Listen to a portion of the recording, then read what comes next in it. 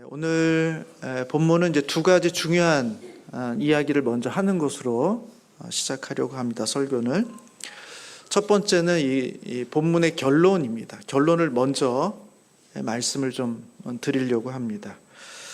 11절과 12절이 결론이라고 볼 수 있겠습니다. 다시 한번 읽어보면 사람이 너희를 회당이나 위정자나 권세 있는 자 앞에 끌고 가거든 어떻게 무엇으로 대답하며 무엇으로 말할까 염려하지 말라.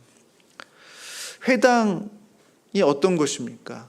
오늘 이렇게 예배 드리는 이런 공간과 같은 곳이죠. 사람들이 왜 여기를 끌고 올까요? 많은 무리들 앞에서, 종교 지도자들 앞에서 너의 신앙을 한번 이야기해봐라. 네가 왜 그것을 믿는지, 왜 그런 삶을 사는지 이야기해봐라. 이렇게 공개적으로 이야기하면 사람들은 다 떨게 되어 있습니다. 긴장하게 되어 있죠. 그러니까 회당이라는 것은 종교 지도자들 앞에서 너희 신앙을 한번 이야기해봐라 하는 위협이 있을 때, 또 위정자나 권세 있는 자 앞에 끌고 가. 왜요? 믿지 못하도록 하기 위해서. 너희 신앙이 과연 옳은 것이냐? 너 계속해서 그런 신앙생활을 하면은 내가 너를 감옥에 가둘 수도 있다. 너희 필요한 것을 내가 빼앗을 수도 있다. 너 불행해질 수 있다. 심지어는 너희 생명도 우리가 빼앗을 수 있다. 이렇게 말하는 어떤 권세를 갖고 있는 그 사람들 앞에 가는 그런 두려운 위협적인 상황을 만나게 되더라도 걱정하지 말라는 것입니다. 어떻게 무엇으로 대답하며 무엇으로 말할까 염려하지 말라. 왜요? 12절에 마땅히 할 말을 성령이 곧 그때에 너희에게 가르치시리라. 그들 앞에서 너희가 할 수 있는 말을 주겠다. 단순히 그 내용뿐만이 아니라 그들 앞에 설 수 있는 담대함, 두려워하지 않음, 그리고 그들 가운데서도 흔들리지 않는 너희 믿음을 고백하는 그 놀라운 능력이 성령 하나님의 도우심으로 너희 가운데 있게 될 터니 너는 두려워하지 말라, 염려하지 말라, 이렇게 말씀해 주고 있는 것입니다. 이게 어떻게 보면 오늘 본문의 가장 핵심적인 메시지면서 결론입니다. 우리를 위협하는 사람, 그것이 회당에 있든 아니면 위정자든 아니면 권세를 갖고 있는 사람이든 그들 앞에서 두려워하거나 떨지 말라. 담대하게 너희 믿음을 드러내라는 것입니다. 그러면 하나님의 성령이 너희를 도와서 너희로 능히 그 일을 감당하게 하고 그들 앞에 할 수 있는 이야기를 줄 테니까 두려워하지 말라. 이게 이제 오늘 본문의 결론입니다. 또 하나 중요한 내용은 10절에 있는 말씀입니다. 10절 말씀을 한번 같이 읽도록 하겠습니다. 시작. 누구든지 말로 인자를 거역하면 사하심을 받으려니와 성령을 모독하는 자는 사하심을 받지 못하리라. 여기에 이제 성령을 모독하는 자, 성령을 모독하는 죄, 이것은 사하심을 받을 수 있습니까? 없습니까? 없습니다. 다른 모든 죄는 다 용서가 돼요. 우리 주님의 십자가로 모든 죄가 다 용서가 됩니다. 간음해도, 때로는 심지어 살인해도 그것을 돌이켜 주 앞에 나오는 사람들은 다 용서를 해 주십니다. 우리 주님 앞에서. 근데 하나님은 내가 이거는 절대로 용서해 주지 않는다, 이거는 사함을 얻지 못한다 하는 죄가 있는데 그게 바로 성령을 모독하는 죄라는 것입니다. 여러분, 성령을 모독하는 죄 혹시 지어보셨습니까? 앞으로 안 지을 자신이 있으세요? 이건 지으면 정말 큰일 나는 겁니다. 지으면 회복이 불가능한 거죠. 말씀대로라면. 그럼 도대체 이 성령을 모독한다는 것, 성령을 회방한다는 죄, 이것이 무엇인지를 아는 게 너무너무 중요하죠. 알아야 우리가 그 죄를 멀리하고 경계할 텐데 이 구체적인 내용을 모르면 우리가 실수로 잘못하다가 그 죄를 범해서 그래서 마치 하나님의 용서를 받지 못한 사람이 되면 어떻게 됩니까? 그럴 수는 없는 거죠. 여러분, 이 죄가 뭔지를 아는 게 중요합니다. 누가복음 11장부터 이렇게 쭉 봐오면서 분위기가 어떠냐 하면 지금 바리새인들이나 율법 교사나 이런 사람들이 우리 예수님에 대해서 조금 적대적이에요. 그리고 예수님은 그들에게 대해서 굉장히 공격적으로 지금 이야기를 하고 있습니다. 그 발단이 됐던 사건이 뭐냐 하면 예수님께서 말 못하는 귀신을 쫓아내심으로써 그 사람을 말을 해주게 하셨는데 사람들의 반응은 뭐냐면 이건 주님이 하시는 일, 하늘로서부터 오시는 일이라고 사람들은 다 그렇게 자연스럽게 반응하는데 이 바리새인들이나 율법 교사들은 그렇게 반응하지 않은 겁니다. 오히려 그것을 귀신의 왕 바알세불을 힘입어 가지고 너 귀신의 힘을 빌려 가지고 귀신을 내쫓은 거 아니야? 하면서 예수님의 이 사역을 완전히 왜곡시켜 버리는 거죠. 예수님은 이 사역을 통해서 사람들을 하나님의 백성으로 불러 모으려고 하는데 이 사람들은 불러 모아진 그 백성들을 흩어버리려고 하는 사람들이었다는 것입니다. 지금 그런 문맥 가운데서 주님께서 오늘 본문을 말씀하고 있다는 거죠. 이 누가복음 11장과 이 12장 초반에 있는 이 내용을 이렇게 싹 압축시켜서 아주 간략하게 핵심만 잘 요약해 준 부분이 있는데 그 부분을 좀 잠깐 보겠습니다. 마태복음 12장입니다. 마태복음 12장 22절부터 33절까지인데요. 성경을 찾아보셔도 아마 구절도 좀 있으니까 띄워주시면 되겠습니다. 제가 읽어보겠습니다. 그럼 이것이 이렇게 긴 내용이 이렇게 짧게 딱 축약됩니다. 12장 22절에 보면 이렇게 돼 있죠. 그때 귀신 들려 눈 멀고 말 못하는 사람을 데려왔거늘 예수께서 고쳐주심에 그 말 못하는 사람이 말하며 보게 된지라. 무리가 다 놀라 이르되 이는 다윗의 자손이 아니냐. 그러니까 사람들의 정상적인 반응이에요. 자연스러운 반응입니다. 아니 이런 놀라운 일을 행했다면 이분은 바로 다윗의 자손, 우리가 기다리고 있었던 바로 그 메시아가 아니냐 하는 것이 자연스럽게 나오는 반응입니다. 자, 그런데 24절에 보면 바리새인들은 듣고 이르되 이가 귀신의 왕 바알세불을 힘입지 않고는 귀신을 쫓아내지 못하느니라 하거늘 예수께서 그의 생각을 아시고 이르시되, 이렇게 말하는 거죠. 바리새인들은 생각이 전혀 다른 거예요. 하나님이 하시는 그 일을 보면서도 하나님이 하셨다라고 얘기하지 않고 오히려 귀신이 한 것이다, 귀신의 왕의 힘을 빌어서 한 것이다, 이렇게 완전히 사실을 뒤집어 놓는, 방해하는 그런 이야기를 하고 있는 것입니다. 그래서 주님께서 그들의 논리를 반대하시면서 이렇게 말하는 거죠. 25절에 보시면 예수께서 그들의 생각을 아시고 이르시되 스스로 분쟁하는 나라마다 황폐하여질 것이요 스스로 분쟁하는 동네나 집마다 서지 못하리라.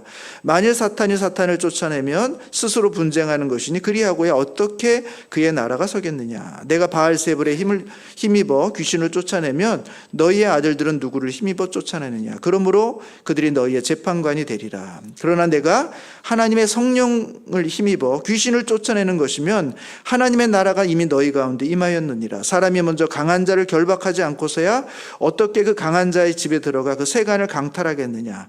결박한 후에야 그 집을 강탈하리라.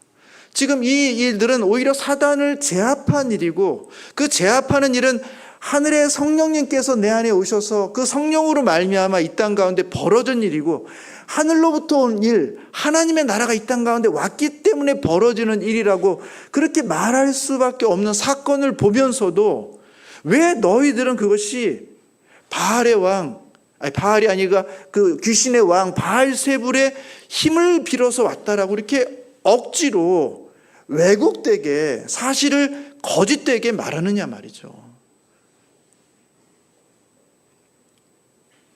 그래서 30절에 말하면 나와 함께 하지 않은 자는 나를 반대하는 자요 나와 함께 모으지 아니하는 자는 나를 해치는 자니라.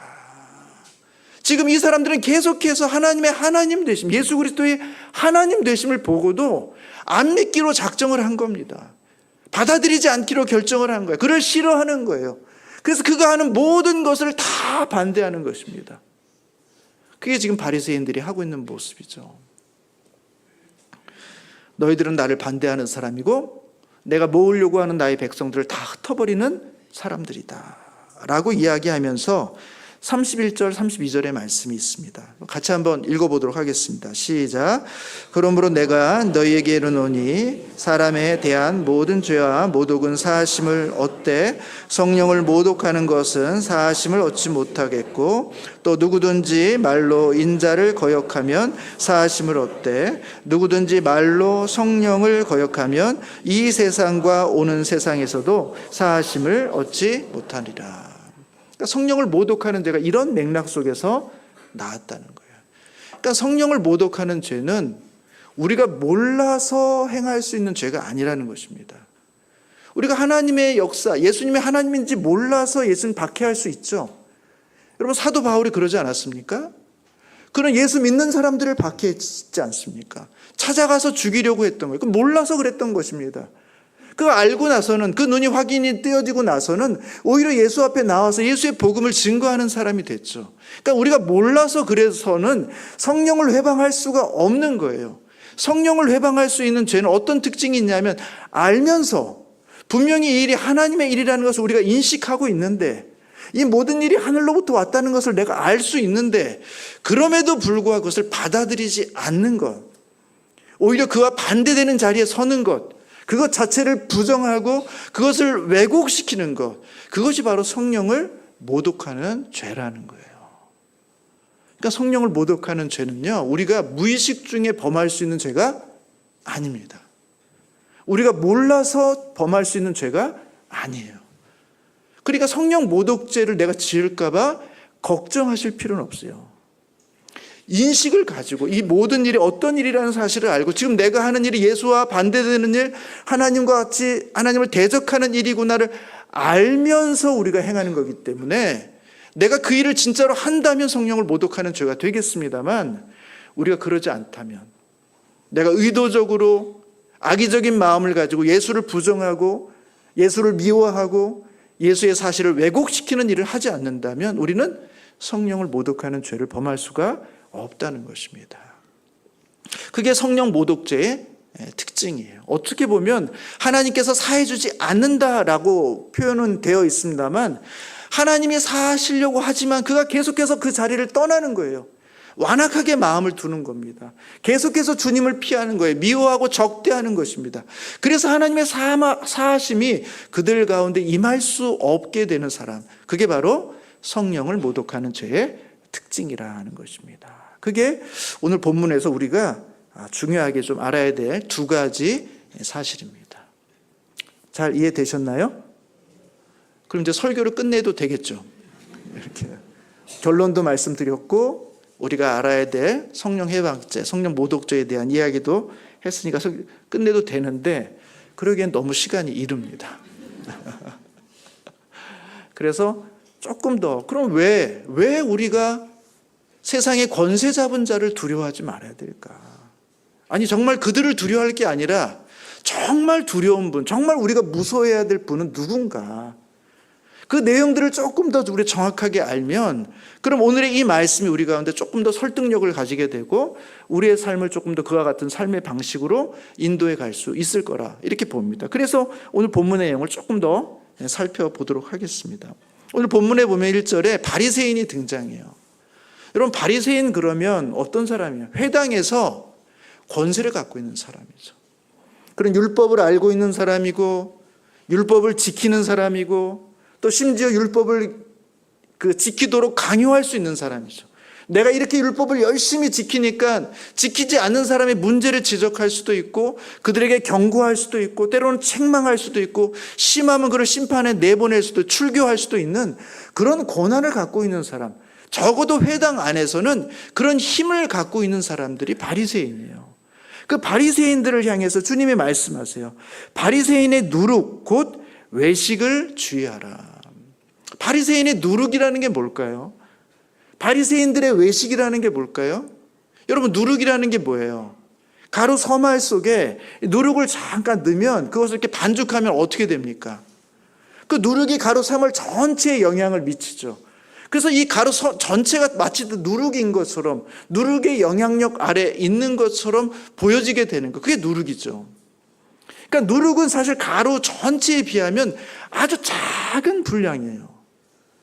그런데 마치 내가 누룩처럼 전체에 영향을 미치고 있으니까 내가 뭔가 힘이 있고 대단하고 실제적인 권세가 있는 것처럼 여겨지는 존재, 그게 바로 바리새인의 누룩입니다.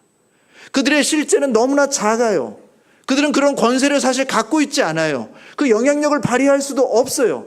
그럼에도 불구하고 마치 그런 영향력이 있는 것처럼 그런 권세를 미치고 있는 게, 그게 바로 바리새인의 모습이라는 거죠. 그들에게는 위선이 있습니다.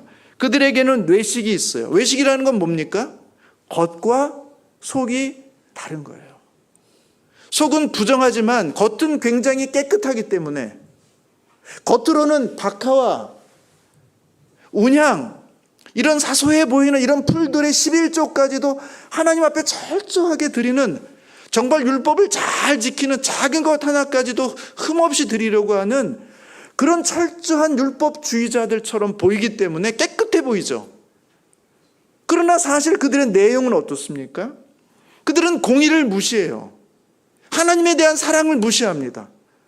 그래서 정말 율법이 가장 소중하게 생각하는 것, 기둥과 같은 그런 내용들은 그 안에 충분히 자리 잡고 있지 않으면서도 사람들이 볼 때는 정말 박하의 11조, 온양의 11조, 여타 기타 식물의 11조를 다 철저하게 드림으로써 내가 얼마나 율법적인가, 내가 얼마나 괜찮은가, 내가 너에게 이런 지적을 할 수 있는 것이 당연한 권리고 권세라는 사실을 그를 보이는 그런 존재, 그게 바로 바리새인이요 율법교사라는 것이죠.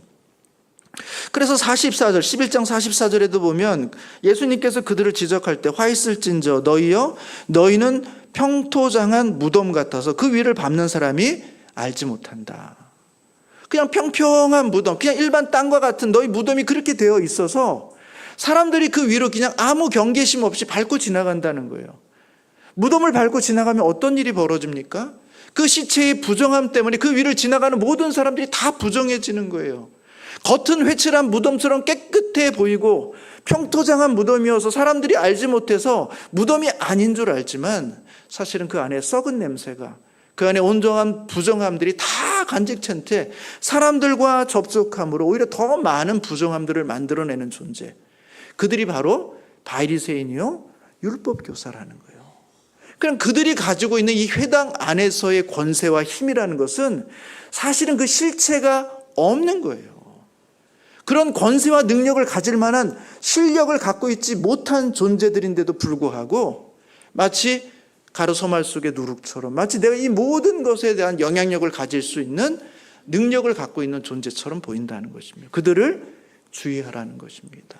조금 더 구체적으로 말하면 그들을 주위에서 보고 그들의 말에 휘둘리지 말고 그들을 두려워하지 말라는 거예요. 그들에게 그런 권한과 권세가 실제하지 않는다는 것입니다. 그러니 그들이 가지고 있는 겉으로 보여지는 권세 앞에 휘둘리지 말라는 거죠.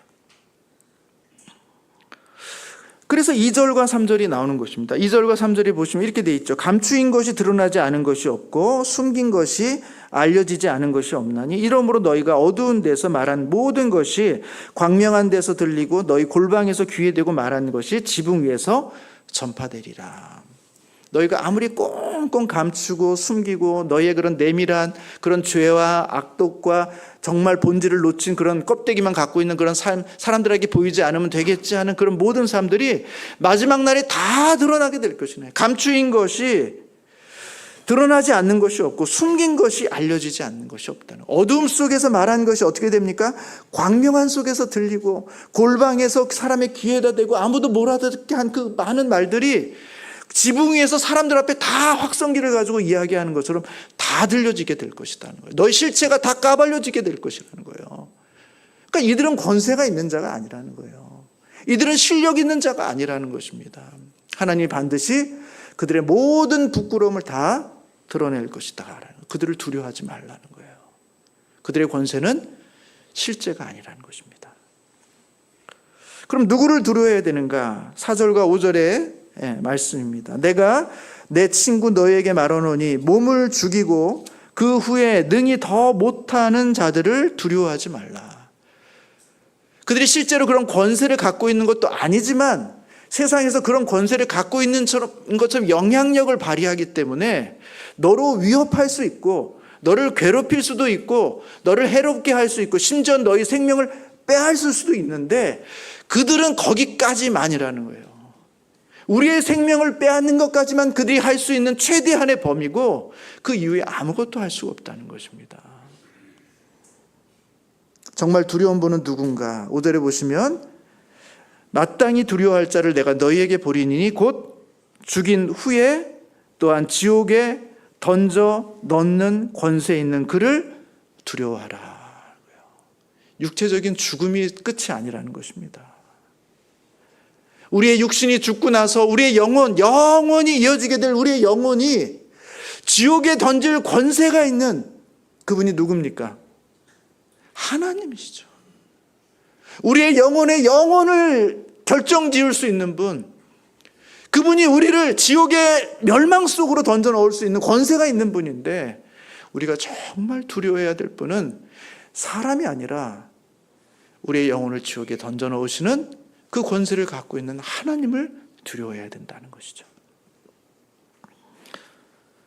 내가 참으로 너희에게 이르노니 그를 두려워하라는 것입니다.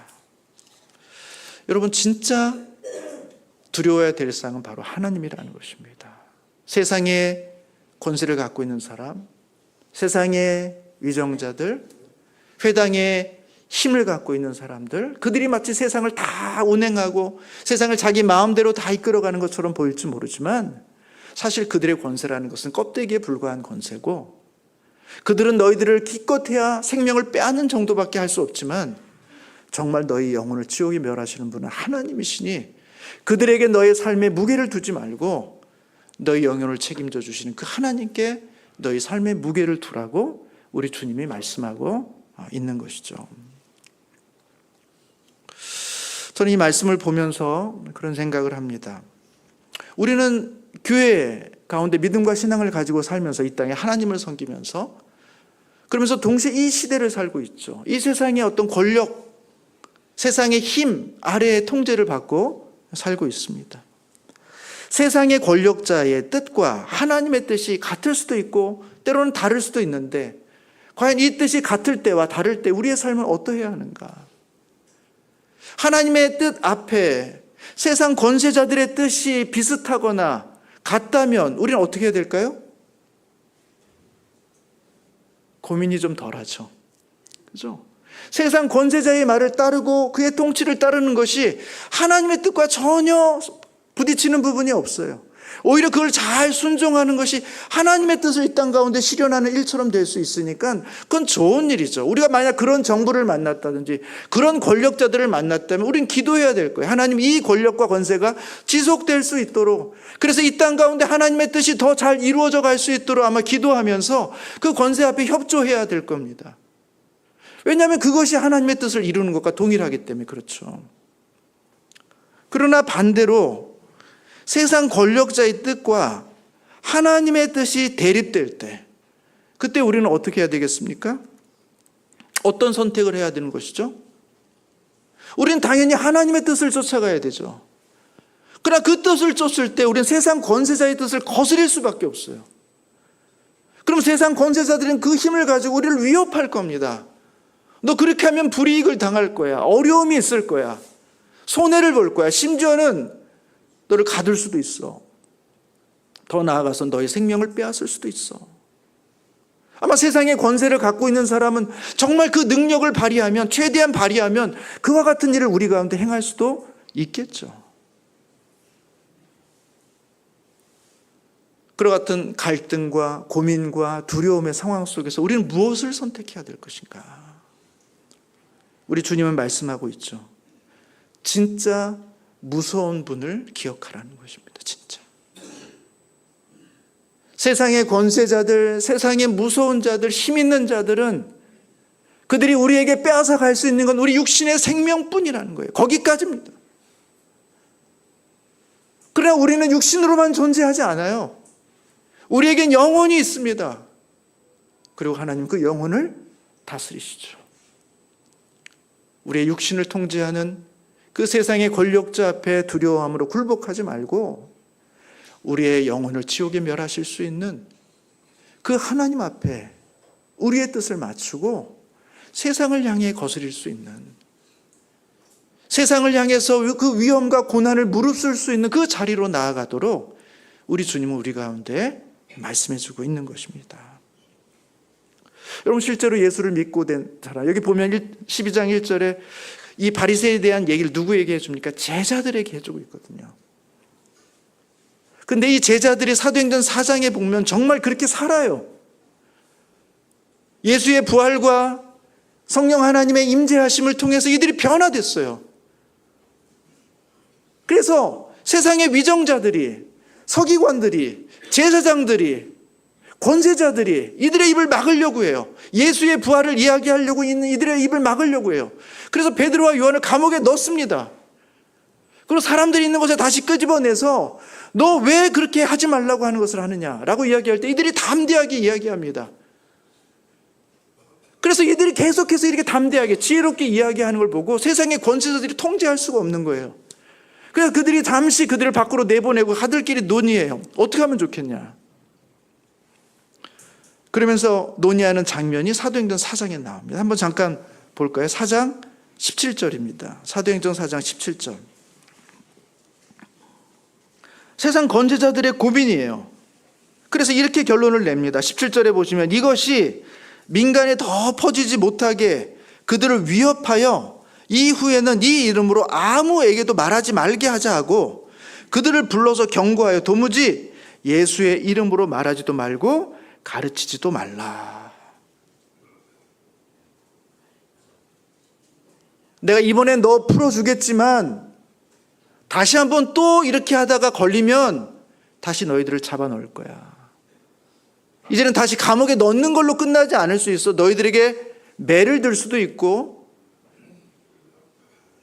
고문을 할 수도 있고 심지어는 너희들을 죽일 수도 있어. 하고는 그들을 위협하고 경고해가지고 다시는 그렇게 하지 말라라고 이제 이야기합니다. 베드로와 요한이 지금 그런 갈등 속에 있죠.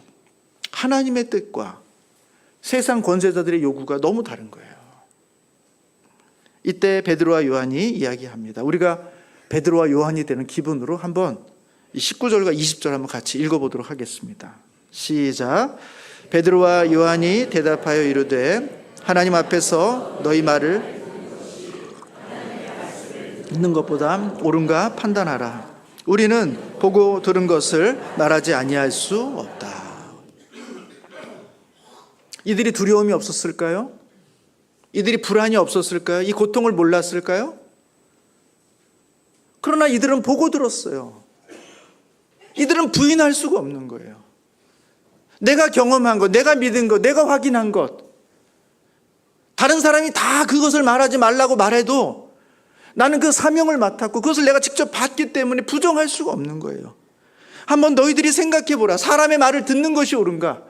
하나님의 말씀을 듣는 것이 옳은가? 사도들은 사람의 말이 아니라 하나님의 말씀을 듣는 것이 옳다고 생각했어요. 그것이 나에게 위협이 되고 그것이 나의 생명을 빼앗는 일이 있더라도 나는 내가 보고 들은 것을 말하지 아니할 수 없는 진리에 사로잡힌 우리 주님의 능력에 사로잡힌 우리 안에 성령으로 사로잡혀 있는 그런 신앙의 고백들을 하고 있는 것입니다. 우리도 동일하게 이와 같은 삶을 살라고 주님은 요청하고 있는 것이죠. 여러분, 우리가 잘 아는 대로 종교개혁자 루터도 사실은 이런 위협 속에 있었습니다. 루터가 한 게 뭡니까? 교황의 권위보다 성경의 권위가 더 우선한다는 거예요. 교황이 틀릴 수 있다는 거예요. 교회의 회의가 틀릴 수 있다, 오류가 있다는 거예요.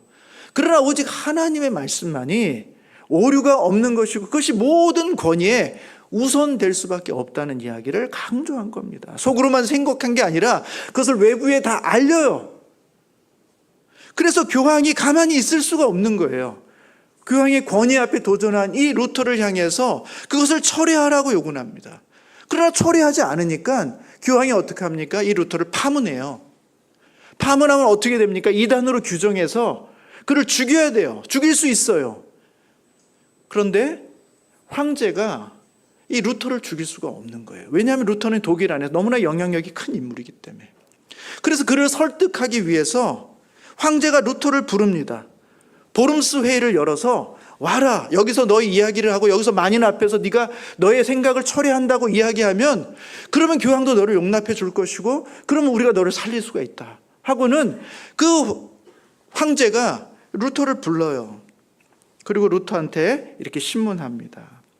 1521년 4월 16일입니다. 심판관이 이렇게 묻습니다. 이 책들이 당신의 책인가? 루터가 그동안 썼던 책들을 앞에 쫙 갖다 놓고는 묻는 거예요. 이 책이 당신의 책 맞냐? 루터가 네, 제 책입니다. 제가 쓴 책입니다. 심판관이 묻습니다.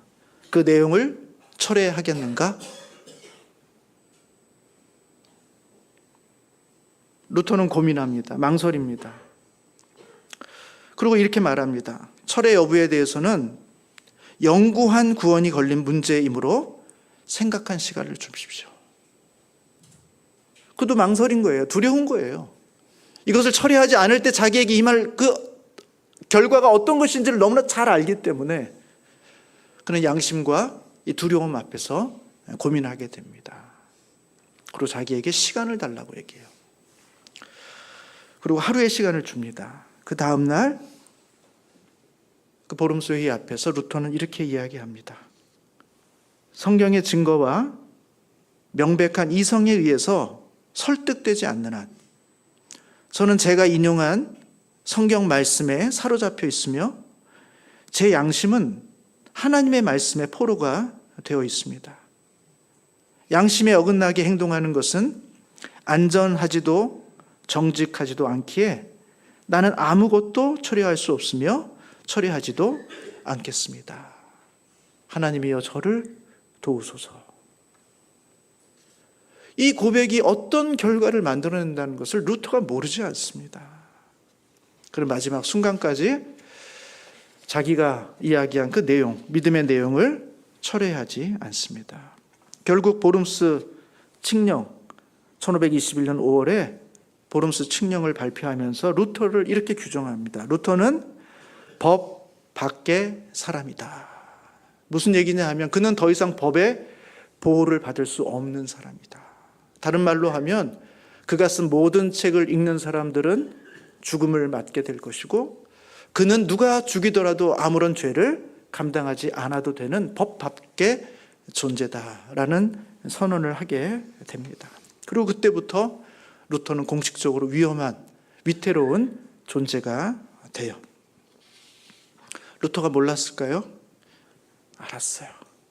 그럼에도 불구하고 그는 사람의 말을 듣는 것이 아니라 하나님의 말씀을 선택한 것입니다.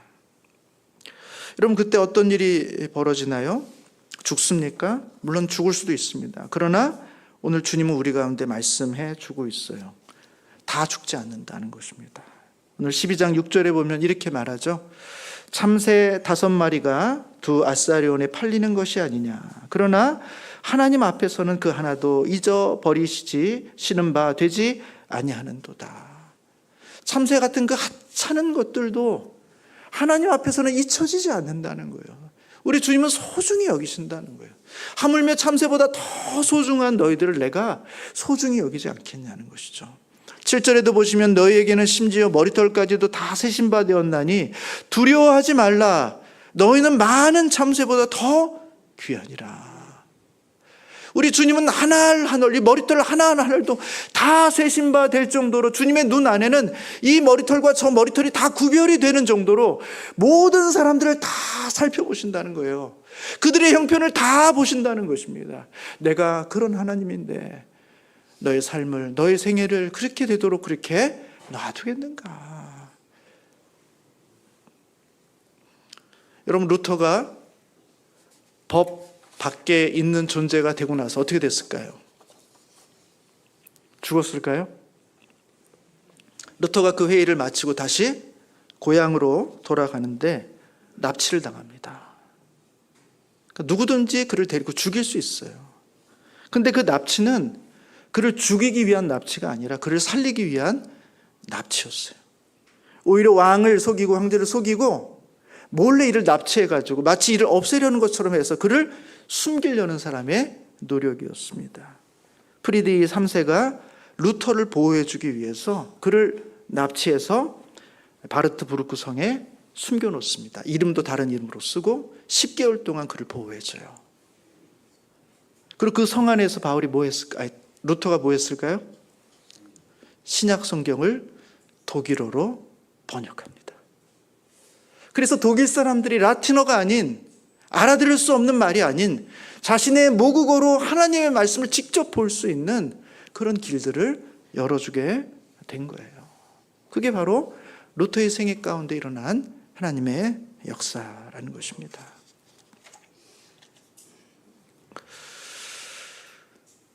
이 땅을 살아가는 모든 성도들에게 세상의 권세 잡은 자와 하나님의 뜻이 다를 때 우리가 먼저 기억해야 될 것은 하나님이 나를 돌봐주신다. 죽으러 가자 이렇게 생각하지 마시고 먼저 하나님이 나를 보호해 주신다. 나는 하나님의 귀한 백성이다. 하나님은 내 인생의 모든 삶의 형편들을 다 알고 계시는 그 하나님, 참새보다 귀한 머리털까지 세시는 그 하나님이 나의 인생을 보호하시고 지켜주신다 하는 믿음을 갖는 게 필요해요. 그리고 눈에 보이는 세상의 권세를 두려워하지 말고 오히려 지금은 보이지 않지만 우리의 영혼을 지옥에 던져 넣으실 수 있는 더 크고 무서우신 그 하나님이 계시다는 사실 앞에 내가 사람의 뜻이 아니라 하나님의 뜻을 쫓는, 하나님의 뜻을 선택하는 용기 있는 결단으로 나아가도록 성경은 우리 가운데 말씀해 주고 있는 것입니다. 그래서 우리 주님 말씀하세요. 12장 8절과 9절에 보면 이렇게 말하죠. 내가 또한 너에게 말하니 누구든지 사람 앞에서 나를 시인하면 인자도 하나님의 사자들 앞에서 그를 시인할 것이요 사람 앞에서 나를 부인하는 자는 하나님의 사자들 앞에서 부인을 당하리라. 나를 부인하지 말고 두려워하지 말고 흔들리지 말고 그들 앞에서 나아가도록 너는 두려움을 넘어서 끝까지 나를 시인하고 인정하고 내 말에 충성하는 순종하는 사람이 되도록 우리 주님은 우리에게 말씀하고 있는 것입니다. 여러분 루터가 종교개혁을 했던 1517년 그 100년 전 1415년 그때 사실 루터의 종교개혁이 준비될 수 있는 또 다른 개혁의 운동들이 사실은 먼저 일어나고 있었습니다. 그것이 바로 체코에 있는 얀 후스라는 사람을 통해서 일어납니다. 우리에겐 익숙하지 않죠. 이 얀 후스는 체코 사람인데 이 체코 사람 이 얀 후스도 종교개혁이 있기 100년 전에 이렇게 이야기합니다. 교황의 말이 다 맞는 게 아니다. 오직 무오한 말씀, 하나님의 말씀일 뿐 교황은 오류가 있는 것이다 라고 이야기합니다. 그러면서 교황이 결정해서 하고 있는 그 면죄부 판매를 강하게 비판해요. 그것은 부도덕한 것이고 하나님의 뜻도 아니고 성경적이지도 않다. 그들의 탐욕 때문에 일어나는 일들이다 이야기하면서 면죄부 판매에 있어서 아주 강하게 비판합니다.